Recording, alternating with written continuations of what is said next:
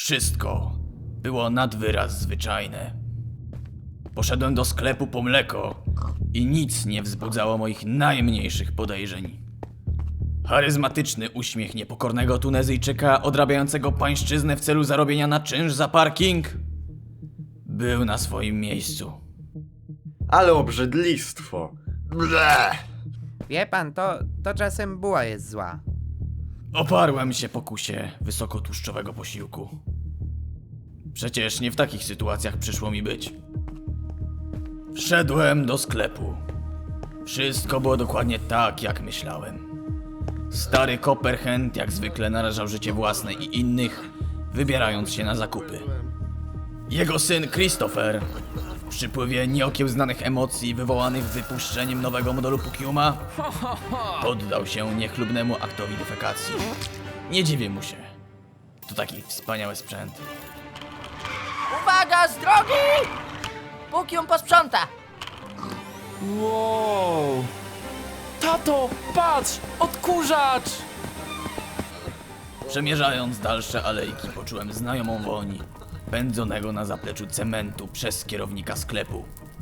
Z rana pieczywo, wieczorem beton. Właściciel to naprawdę przedsiębiorczy gość. Gdy nagle zauważyłem ją. Chrupką i prosto z pieca. Bułkę cesarską. Idealnie wypieczoną. Wciąż była ciepła. Spoglądała na mnie. Juhu! Kusiła mnie swoją rumianą skorupką. Podświadomie porzuciłem swoje pierwotne zadanie i wyciągnąłem po nią rękę. Niestety. To uderzyło mnie niczym sterta palec spadająca na moją głowę. Nie toleruję glutenu. Ze skręconym karkiem ruszyłem w dalsze części konsumenckiego labiryntu. Okazji i oszustwa.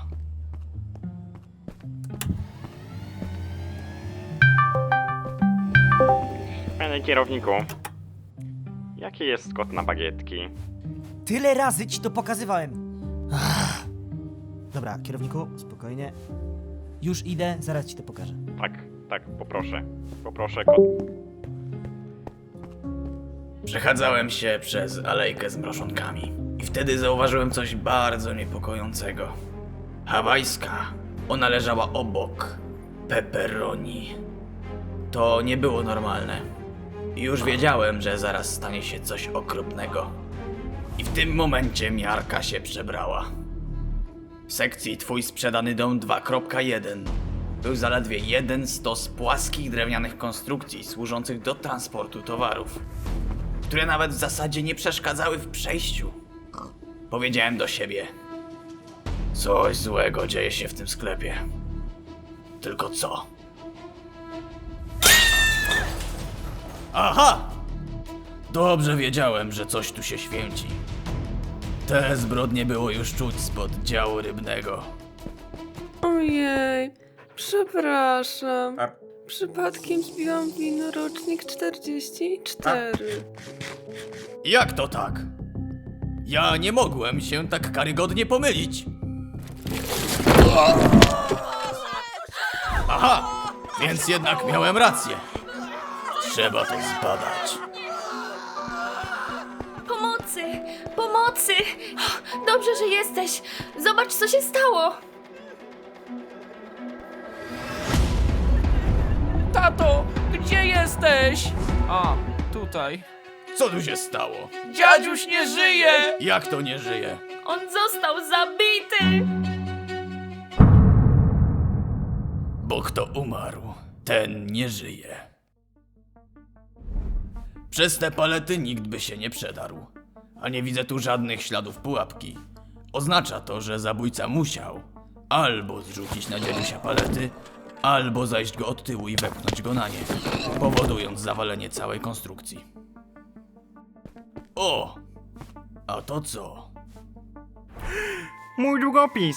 Dziękuję, panie detektywie. Znalazł pan mój długopis do liczenia rachunków.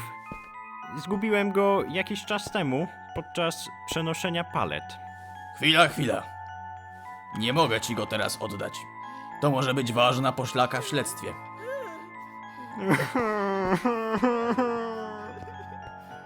Pukium, co się stało? Pukium chcieć swój pan znów żywy! Pukium teraz stracić pracę i już nigdy nie spotkać swojego pana! On już nigdy Pukiuma nie pochwalić! Głowa do góry, samuraju! Mamy dziadziuś Tower do wysadzenia. Zasłużył na śmierć. Chciał wraz z innymi inwestorami zabetonować morskie oko i wyzyskiwał cię. Byłeś tylko nieznaczącym narzędziem systemu. Ten dzieciak, on zdaje się być naprawdę bezpośredni i fanatyczny w swoich poglądach. Czy byłby w stanie posunąć się aż do tak haniebnego czynu jak zabójstwo? Jeszcze nieostrożnym byłoby cokolwiek wnioskować. Detektywie! Patrz! Do niczego się nie nadajesz. Ja skończyłem studia zarządzania, a ty nawet najprostszych rzeczy zrobić poprawnie nie umiesz. Do niczego się nie nadajesz, do niczego w życiu nie dojdziesz. Łże pan. Ja, dzięki swoim niesamowitym umiejętnościom matematycznym, jeszcze nigdy nie odprowadziłem ani jednej składki ZUS-u, ani podatku. Ty to zdałeś maturę na 20%. Halo, panowie, co tu się wyprawia?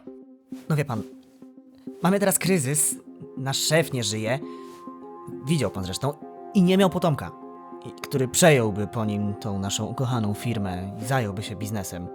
A potrzebny jest jakiś zastępca. Ja pracowałem z dziadziusiem od lat. On bardzo, bardzo cenił sobie moje wykształcenie z zakresu zarządzania. Mam też dyplom MBA. I dodatkowo mam 10 milionów siły. Więc zdecydowałem się zostać zarządcą sukcesyjnym tego przybytku. I co w związku z tym ma wasza kłótnia?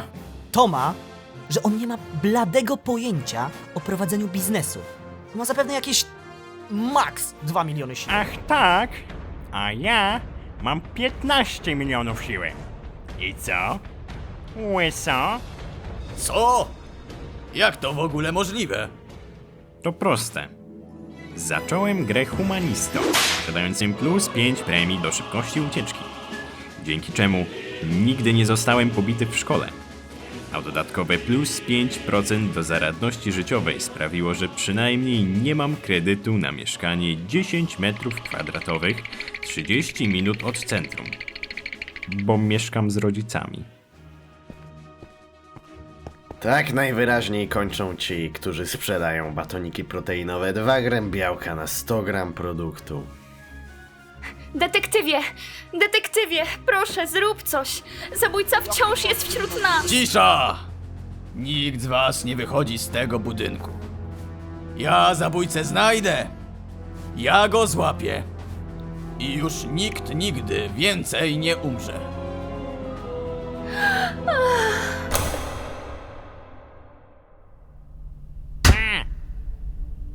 Dobrze.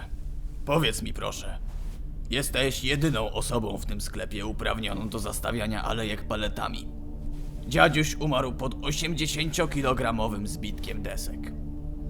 Powiedz mi więc, dlaczego nie miałbym podejrzewać ciebie? Detektywie, ja cały czas siedziałem przy kasie, ponieważ musiałem liczyć w słupku klientce rachunek za bagietki. Lecz niestety zapomniałem, jaki był kod na bagietki, więc zadzwoniłem po kierownika. Zapytaj go, on ci powie. A palety przestawiam tylko w poniedziałki i środy. Masz szczęście. Dzisiaj mamy wtorek. Ten Bartar zadzwonił po mnie, ponieważ nie umie czytać kartki z kodami na pieczywo. A to jest przecież elementarna wiedza wszystkich operatorów kas. Uczą już jej w klasach licealnych. A przecież on jest po humanie, więc miał rozszerzenie. A co do tego liczenia, dziadziuś szczędził nam na wszystkim.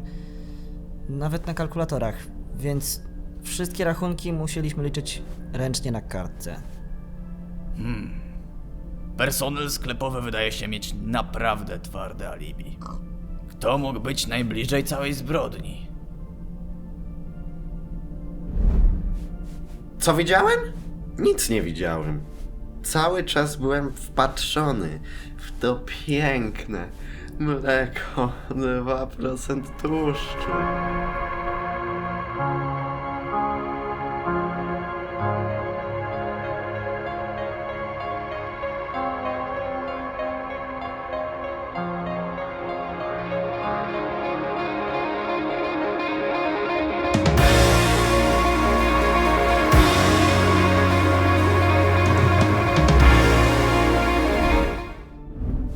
Często przychodzimy tu po mleko.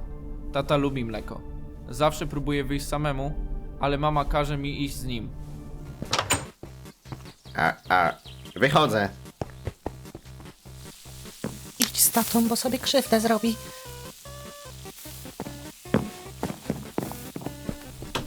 Poza tym, nie lubię mleka. To jest wyzyskiwanie krów. Ja wolę napój sojowy albo owsiany. Dobrze. A powiedz mi, dlaczego zdecydowałeś się zdefekować na środku sklepu? Czemu?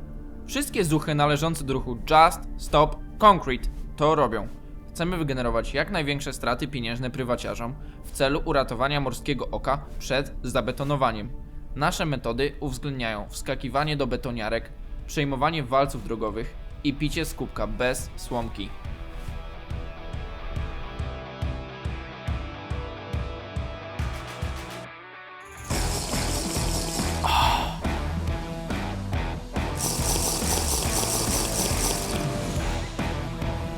To co? Betonujemy? Mam misję! Hopsa! Jesteśmy przedostatnim pokoleniem! Christopher, mama cię woła na obiad. Dobra. Młody poszukuje siebie. Jest Elmerem idei. Potrafi być nieprzewidywalny. Trzeba go mieć na oku. Pukiumie. Wspominałeś, że dziadziuś cię nigdy nie pochwalił. Dlaczego tak bardzo tego potrzebujesz? Oj, Pukium kiedyś zrobić coś bardzo, bardzo złego. Pan kazał sprzątać Pukiumowi wszystko, co znajdzie. Sprzątaj wszystko, co znajdziesz! Ma to lśnić! Więc Pukium wziął się za sprzątanie wszystkiego, co znalazł.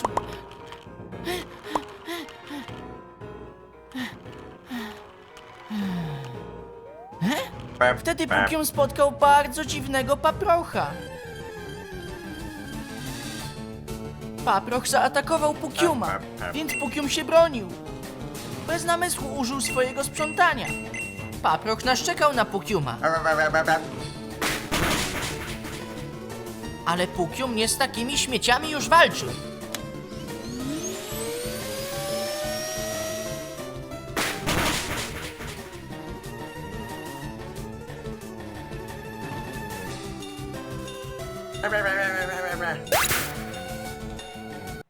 Paproch został skutecznie posprzątany. Zostaw mnie, Pusia, ty diablo piekielny! Wtedy dostał po głowie torebką od starszej pani. A potem musiał płacić reparacje na paprocha, którego posprzątał. Winny! Pukium czuł się winny. I bardzo, bardzo smutny. Zawiodłem się na tobie. Pan też dać Pukiumowi po głowie. I już nigdy więcej Pukiuma nie pochwalić. A Pukium chcieć tylko zrobić coś dobrze. Ciekawe. Pukium ma kryminalną przeszłość, niespełnione ambicje i solidny motyw. Czy to możliwe, by powrócił do starych nawyków? Siedziałam na wygnaniu w koszyku z bagietkami i kiedy usłyszałam huk, pomknęłam w pana stronę, myśląc, że coś się panu stało. Dobrze, dobrze. Wszystko rozumiem, ale... Dlaczego akurat z bagietkami? Kiedyś miałam rodzinę, dom i przyjaciół. Moje życie było beztroskie. Można by rzec piękne. Pochodzę z rodu kajzerkowego. To ortodoksyjna dynastia. Zależy im na czystości węglowodanów. Miałam poślubić swojego pszenicznego kuzyna z rodu Habsburgerów. Mój klan wyraził zgodę na odrobinę sezamu. Niestety, nie pokochałam go. Poznałam Aleksandra z rodu Grahamów. Seniorzy rodu nie zaakceptowali mojego związku z Grahamką. Zostałam wygnana na banicję. Niestety, jakiś czas później Aleksander został kupiony. Ulubiona. Byłam zrozpaczona. Wszędzie widziałam jego twarz. Zdecydowałam się opuścić dom i zamieszkać z bagietkami. Ale potem zobaczyłam pana i świat znowu nabrał kolorów. No dobra. Zaskakująco mało wydaje się wiedzieć o dziadziusiu. Nic dziwnego. Jest straumatyzowana. Możliwe, że nie widziała nic podejrzanego. Muszę się przewietrzyć.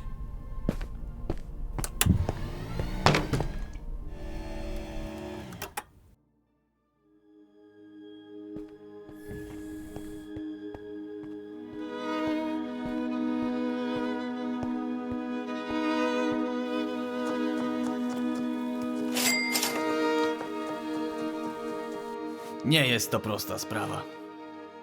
Każdy z podejrzanych wydaje mi się mieć zarówno alibi, jak i coś za uszami. Komu dziadziuś mógł zajść za skórę tak bardzo, by ktoś chciał go zgładzić? Wydaje mi się, że to był... Kebab, kupi pan kebab. Nie, dziękuję. Nie. Na czym to ja? Ach tak! Stary Copperhand. Od początku wydawał mi się podejrzany. Przyszedł do sklepu w tym samym celu co ja. To było oczywiste. Chciał odwrócić moją uwagę mlekiem, do którego czuję tak silne przywiązanie emocjonalne. Dziadziuś był monopolistą.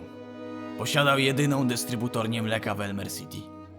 Jego marża na mleku była nie do zniesienia.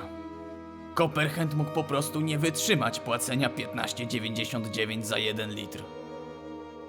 Jak ja mogłem tego nie zauważyć? Kebab, kupi pan kebab. A ten znowu swoje. Dlaczego w tym mieście dzieje się tyle złych rzeczy? Czy społeczeństwo jest chore? Czy da się temu jakoś zapobiec? Kebab, kupi pan kebab. Czytałem, że kebab pomaga w myśleniu. Czy 20 zł jest warte rozwiązania tej zagadki? Promocja! 21 zł. Bardzo dobry kebab. Zapraszam. Więc to okazja. A dobra, niech się skuszę. Daj pan jednego. Jeszcze trochę. Ostry na cienkim. Jeszcze Bardzo ostry. Proszę, kebab. Dla pan detektyw. 25 zł. Zaraz tu dojdzie do drugiego rękoczynu jednego dnia. A co kosztuje 21? Kebab. Ale który? Ostre na cienkim. 4 zł. Opłata serwisowa. A, to pewnie przez wysoką cenę parkingu nałożoną przez dziadziusia. Dobra, trzymaj. Ale żeby mi to był przedostatni raz. Przedostatni. Dziękować. Smacznego kebaba. Mały Christopher. Jest mały. Ale nie sprawia to, że jest niezdolny do dokładnego planowania zbrodni. Jego członkostwo w radykalnym ruchu oporu zuchów daje mu naprawdę silny motyw. A kajzerka jest szalona. Dziwnie się zachowuje. Przykuwa więcej uwagi do mnie niż do zbrodni. Jakby jej to zupełnie nie ruszało. A może chce coś ukryć? Pukium natomiast to nad wyraz ciekawy przypadek. Ta cała niespełniona chęć pochwały to może być tylko przykrywka. Lata narastającej frustracji mogły go popchnąć ku nieodwracalnemu. A pracownicy to po pierwsze świetni gracze. Też bym chciał mieć tyle siły co oni. Ale to nadal nie zmienia faktu, że ich megalomania i niezrównane przekonanie o własnej wyższości mogły ich skłonić do spiskowania przeciwko swojemu pracodawcy. Być może w celu zdobycia większej ilości siły i zarobków. Ich wersje zdarzeń są niezwykle zgodne. No i ten długopis daje to potencjalną możliwość wspólnego spisku. Grania w teatrzyku, który sami stworzyli.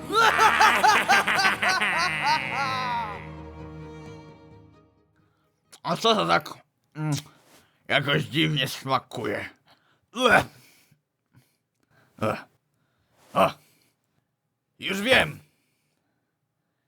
Wiem, kto zabił dziadziusia. Już wiem! Już wiem! Już wiem! Roznosisz palety. Oj, nie. Ja jestem kierownikiem, więc to ty roznosisz palety. Już wiem! Co pan wie? Wiem, kto zabił dziadziusia. Rany! Osoba, która to zrobiła. Od początku była wśród nas. No a gdzie miała być? Odpowiedź była cały czas przed naszymi oczami. Pomyślcie, kto mógłby się prześlizgnąć niezauważonym między alejkami chwilę przed tak głośnym procederem? Pukium? Nie! To nie był Pukium! Pukium kochał dziadziusia! Czy posprzątałeś miejsce zbrodni? Oczywiście, że tak. Pukium musi sprzątać wszystko. Pokaż wykaz w ciągu. Pukium inicjuje wykaz w ciągu. W magazynie Pukiuma znajduje się 70% palet, 20% kupy, 5% kurzu, 4% krwi, 1% bułki. Dziadziuś został zabity przez kajzerkę. Nie, to niemożliwe! Nikt nie sądził, że pod tą niewinną, chrupiącą skorupką kryje się mordercza dusza. Jak to mawiał pewien filozof, to czasem buła jest zła. Ale jak to? Skąd takie oskarżenia? Nie mogłaś znieść porwanego pszennego serca po stracie ukochanego. Obwiniałaś dziadziusia za handel twoim ludem. W akcie desperacji zdecydowałaś się zemścić na starym monopoliście. Za wszelką cenę. Każdy w tym sklepie miał solidne powody do dokonania tej zbrodni. Ale tylko ty, będąc wybrykiem natury, mogłaś podjąć się tak drastycznych środków. Myślałaś, że nikt nie zauważy cię na miejscu zbrodni. I miałaś rację. Miałaś nadzieję, że długopisem przekierujesz podejrzenia na kasjera. Jednakże zgubiła cię twoja nieznajomość grafiku przestawiania palet. Dzisiaj mamy wtorek. No cóż, tak jak mówiłeś, detektywie, każdy z was miał powód, by zabić dziadziusia. Jednakże jesteście tchórzami. Powinniście mi dziękować za tę przysługę, którą oddałam społeczeństwu.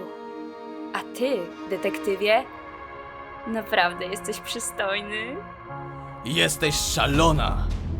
Powinnaś wiedzieć, że detektywi nie tolerują glutenu. Nie! Jeb, przyskrzyniona. No, teraz w końcu kupię to mleko. Po nowej cenie. 9,99.